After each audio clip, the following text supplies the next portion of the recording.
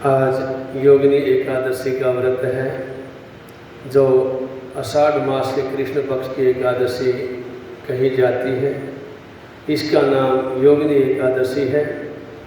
शास्त्रों में जो इसकी महिमा और जो इसकी कथा प्रचलित है, उसके अंतर्गत योगिनी एकादशी की कथा हम श्रवण करें। आषाढ़ मास के कृष्ण पक्ष को इस एकादशी भगवान नारायण की पूजा और आराधना करनी चाहिए। भगवान नारायण विष्णु का ही एक नाम है। अन्य एकादशी के समान ही भगवान विष्णु अथवा उनके लक्ष्मी नारायण रूप की पूजा आराधना की और दान आदि की क्रियाएं पूर्ण करें। इस एकादशी का व्रत करने से संपूर्ण पापों का अंत होता है और जैसे पीपल का पेड़ काटने जैसे पाप तक से मनुष्य को मुक्ति मिलती है, ऐसी इस एकादशी की महिमा है। किसी के दिए हुए श्राप तक का निवारण इस एकादशी का व्रत करने से हो जाता है। योगिनी एकादशी का व्रत करने से इस लोक में सभी सुखों को भोग करके व्यक्ति सभी सुखों की प्राप्ति होती है और अंत में मोक्ष की प्राप्ति होती है और भगवान के चरणों का सानिध्य प्राप्त जीव को हो जाता है। ऐसा हमारे शास्त्रों का कथन है। जब धर्मराज युधिष्ठिर ने जब भगवान श्री कृष्ण से पूछा कि माधव, अब आप कृपा करके मुझे आषाढ़ मास के कृष्ण पक्ष की एकादशी के माध्यम और विधि विधान के बारे में वर्णन कीजिए, इससे आगामी पीढ़ियाँ जो है इस एकादशी के बारे में शास्त्र समझ जानकारी जिससे प्राप्त कर सकें।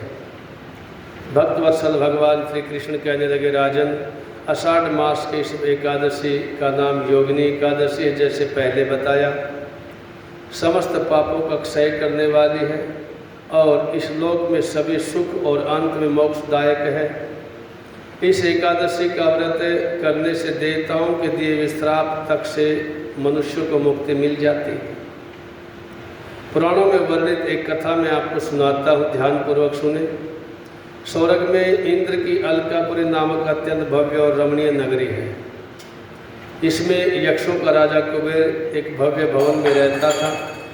कुबेर प्रबल भगवान शिव का बड़ा प्रिय भक्त और प्रतिदिन प्रातःकाल भगवान शिव की पूजा आराधना किया करता। हेम नामक एक माली प्रतिदिन पूजा के लिए मानसरोवर के फूल लाकर के कुबेर के यहाँ पहुँचाया करता और हेम माली की पत्नी का नाम जो है विशालाक्षी था। अप्सराओं के समान सुंदर, अत्यंत गुणवती और महान पतिव्रता हेममाली थी। हेममाली अर्धरात्रि में फूल लेने मानसरोवर जाता और सुबह वहाँ से फूल ला करके महाराज कुबेर के यहाँ पहुँचा देता। एक दिन मानसरोवर से पुष्प तो ले आया, परंतु कामातुर होने के कारण मार्ग में ही अपने घर रुक गया और पत्नी के साथ हास्य विनोद और रमण करने में तल्लीन हो गया। जब दोपहर तक कुबेर के पास पूजा के लिए फूल नहीं पहुँचे तो कुबेर ने अपने एक सेवक को इसका कारण पता करने के लिए हेममाली के घर भेजा। सेवकों ने राजा कुबेर को आकर के बताया कि वह पापी तो काम के वशीभूत होकर के अपनी स्त्री के पास बैठा हुआ हास्य विनोद कर रहा है। यह सुन करके कुबेर को बड़ा क्रोध आया।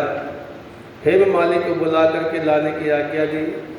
हेममाली भय से कांपता हुआ कुबेर के सामने उपस्थित हुआ और उसे देख करके क्रोध के मारे कुबेर के नेत्र लाल हो गए।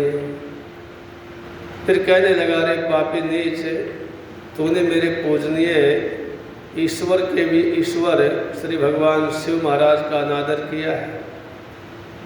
भगवान शिव का अनादर किया है, इसलिए मैं तुझको श्राप देता हूँ कि तू स्त्री का वियोग सहन करना पड़ेगा तुझे, सहेगा और मृत्यु लोक में जाकर के कोढ़ी बन जाएगा। कुबेर के श्राप के कारण माली स्वर्ग से पृथ्वी पर जा गिरा और उसी क्षण कोढ़ी हो गया। मृत्यु लोक में आकर के हेममाली ने घोर कष्ट भोगे भयानक जंगल में बिना अन्न और जल में से भटकता रहा। रात्रि को निंद्रा भी नहीं आती, परंतु भगवान शिव की पूजा के प्रभाव से उसको पिछले जन्म की स्मृति बनी रही। घूमते घूमते एक दिन मार्कंडे ऋषि के आश्रम में पहुंचा। हेममाली वहां जाकर के उनके चरणों में गिर पड़ा। उसको देख करके मार्कंडे ऋषि कहने लगे, तुमने कौन से ऐसे पाप कर्म किए जिससे तू कोढ़ी होकर के बड़ा दुख भोग रहा है। हेममाली कहने लगा, मुनि, कुबेर का सेवक हूँ, मैं राजा की पूजा के लिए प्रतिदिन पुष्प लाया करता। एक दिन अपनी स्त्री के साथ बैठे बैठे हंसी मजाक में समय का पता नहीं लगा और देर हो गई। दोपहर तक भी पुष्प लेकर के मैं नहीं पहुंचा तो कुबेर जी क्रोधित हो गए और मुझे पत्नी से वियोग का जो है श्राप दे दिया। और उस श्राप के कारण मृत्यु लोक में आकर के कोढ़ी बन करके दुख भोग रहा हूँ, बड़े कष्टों को भोग रहा हूँ। आप कोई हे महात्मन ऐसा साधन बताइए जिससे मेरी मुक्ति हो। हे माली की यह व्यथा और पीड़ा सुन करके ऋषिवर कहने लगे, तूने मेरे सम्मुख सत्य कहा है, इसलिए मैं तेरे उद्धार के लिए तुझे एक विधि बताता, एक साधन बतलाता। यदि तुम आषाढ़ मास के कृष्ण पक्ष की योगिनी नामक एकादशी का व्रत कर ले विधि पूर्वक, तो तुम्हारे अवश्य ही समस्त पाप जल करके भस्मीभूत हो जाएंगे। और इस पर हेममाली जब ये सुना तो बड़ा प्रसन्न हुआ और मुनि के वचनों के अनुसार ऋषि को प्रणाम किया और अपने स्थान पर लौट गया। और महात्मा द्वारा बताई गई विधि विधान के अनुसार विधि पूर्वक इस आषाढ़ कृष्ण पक्ष की योगिनी एकादशी का व्रत किया, जिसके प्रभाव से वह हेममाली जो कुबेर का सेवक था अपने पुराने रूप को प्राप्त हुआ और समस्त पाप उसके भस्मीभूत हुए। और अलकापुरी पहुँच करके अपनी स्त्री के साथ आनंद पूर्वक रहने लगा। हे राजन, इस योगिनी एकादशी कथा पढ़ते अथवा सुनने का भी जो फल है बड़ा पुण्य कारक कहा गया है। शास्त्र कहते हैं कि 88,000 ब्राह्मणों को भोजन कराने के बराबर इस एकादशी के व्रत की महिमा है।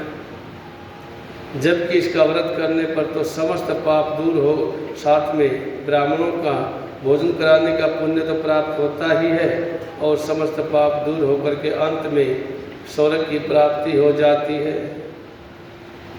बोली श्री बांके बिहारी लाल की जय, श्री गौ माता की जय।